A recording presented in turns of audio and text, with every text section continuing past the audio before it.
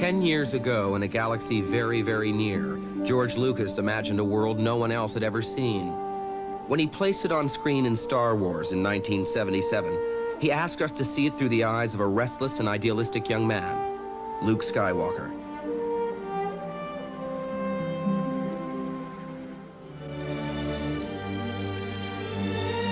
Through 3 films, Luke would travel to the farthest reaches of his galaxy, seeking adventure and manhood and wisdom.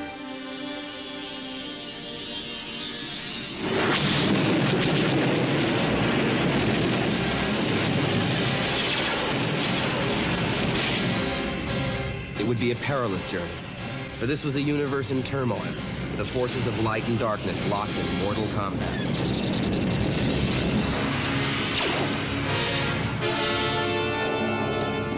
The Dark Lord of the Sith, exemplar and symbol of all the evil Luke would ultimately have to confront, Darth Vader.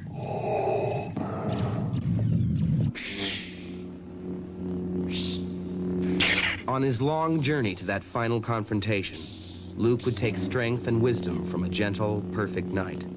Remember, a Jedi can feel the Force flowing through him. And take knowledge from astounding sources. Do or do not. There is no try.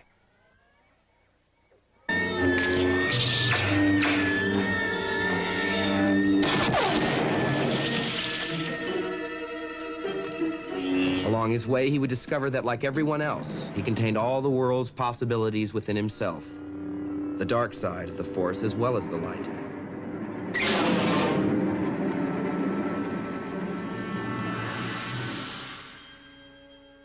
There was a bold and beautiful princess at the center of his universe.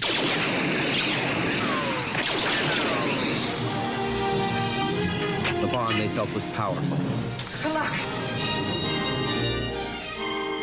And it was deepened by all that they shared. Han Solo, hot pilot and cool adventurer, was a man for all risks. This bucket of bolts is never going to get us past that blockade. This baby's got a few surprises left in her, sweetheart.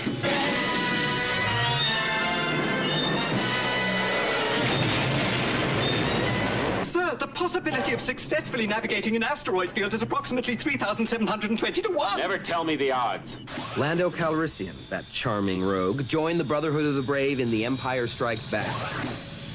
Their allies came in many strange shapes and sizes, and sustained them in every climate, even against impossible odds. But finally, a man must confront his destiny alone. Break me down with all of your hatred, and your journey towards the dark side will be complete. In Return of the Jedi, Luke would reach the heart of darkness and its terrible temptations. The vision was unprecedented. So was the task of placing it on film. This is the saga behind the saga.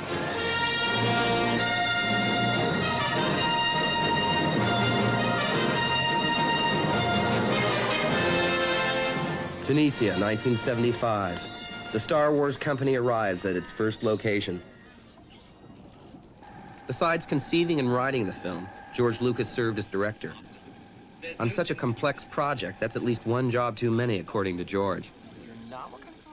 George co-wrote The Empire Strikes Back, oversaw pre- and post-production, and Irvin Kershner directed. Keep moving the camera. All the saga's directors. The newest member of a very exclusive club is Richard Marquand, who directed Jedi. No, the coach stayed. Coach stayed. In the desert near Yuma, Arizona, Richard would lead cast and crew through heat and sandstorms to complete one of Jedi's major sequences. You should be looking at. We worked 4 weeks to realize what George and Richard had planned months before on a model. George was everywhere as we geared up to shoot. Here he's checking storyboards with designer Joe Johnston. Big ship. The battle of the big ships is still going on out beyond the Death Star, right?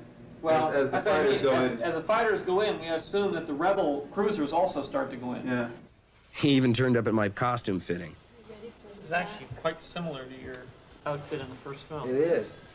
Just a black version that's a little bit more Jedi-like.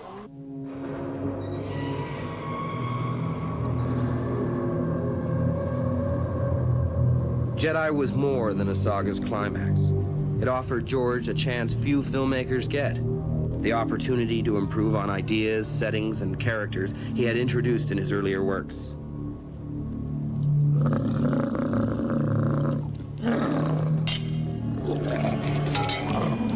It took so much effort to get up to speed, which was essentially to make the first film.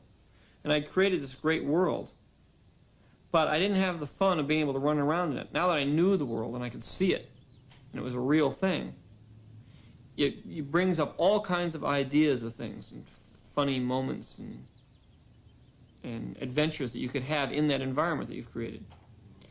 And I never got to exploit that. And I always felt, on my first film, I said, now if I went back and make another film in that environment, using those characters, I could make a hell of a better movie. And it would just be infinitely more exciting and interesting and fascinating. Because the first one was just trying to, you're in a foreign environment, and you just don't know what's going on. And it's the same for the author as it is for the audience. In the history of Hollywood, few stars have so captured the imagination of fans as R2-D2, the fight.